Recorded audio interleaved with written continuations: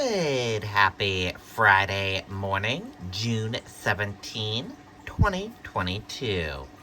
I'm Riley King. Welcome to this Friday morning edition of your morning news update right here on the Riley King Radio Network.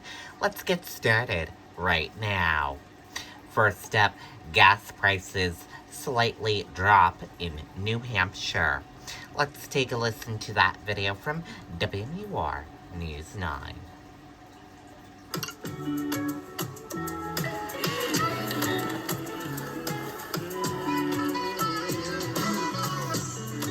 Make your summer epic with the Samsung Galaxy S22 and Google.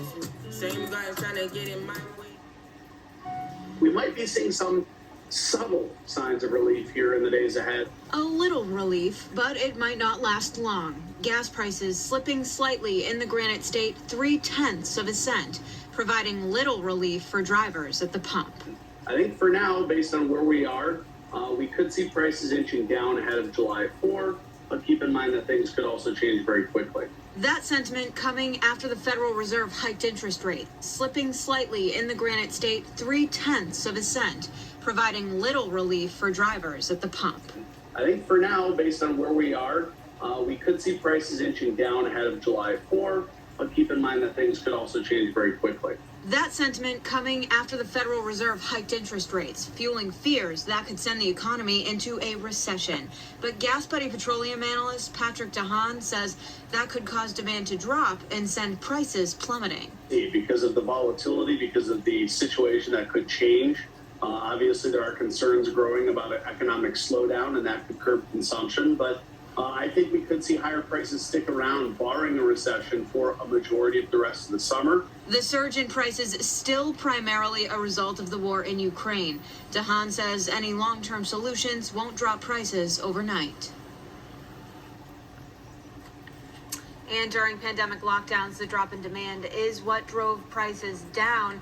DeHaan says it's very unlikely we'll see prices that low again. Live in the newsroom, Marissa Tansino, WMUR News 9. Okay, and there you go on that video and that report.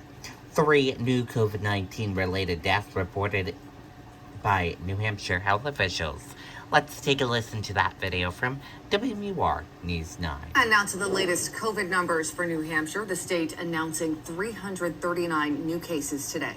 103 people who have tested positive are in the hospital tonight. 16 are receiving COVID-specific treatment. There are also 3 new deaths to report. Okay, and there you go on that video and that report.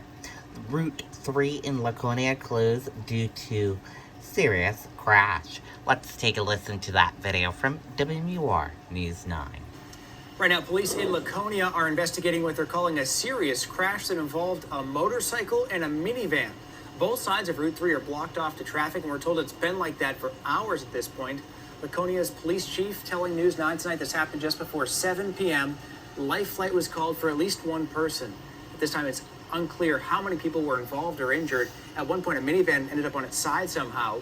Laconia police have their accident recreation team there on the scene. We're told they're going to remain there for much of the night investigating. At this point, no timetable for how long this section of Weirs Boulevard remains closed to traffic. Okay, and there you go on that video and that report.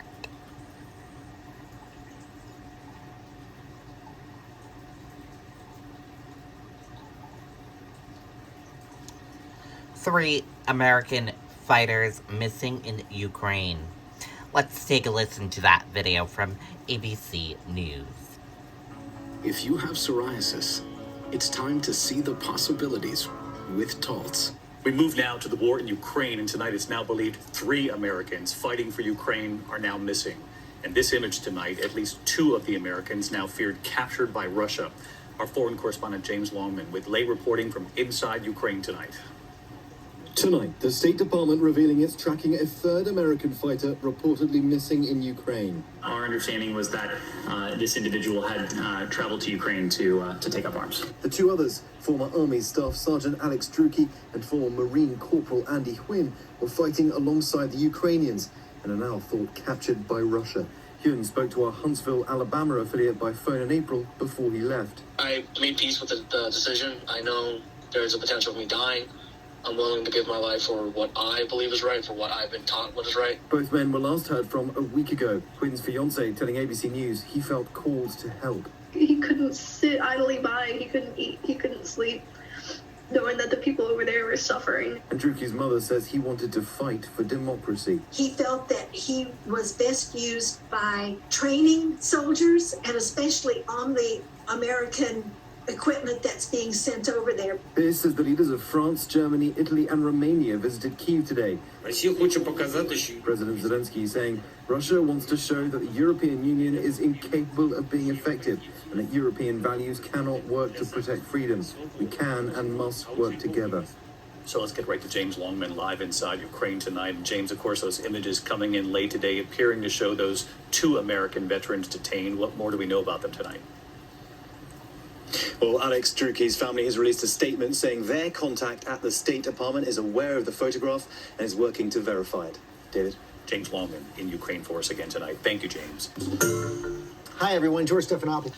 Okay, there you go on that video and that report. That's it for the morning news update right here on the Riley King Radio Network. Thank you for tuning in and listening. Have a great day, everyone, and goodbye.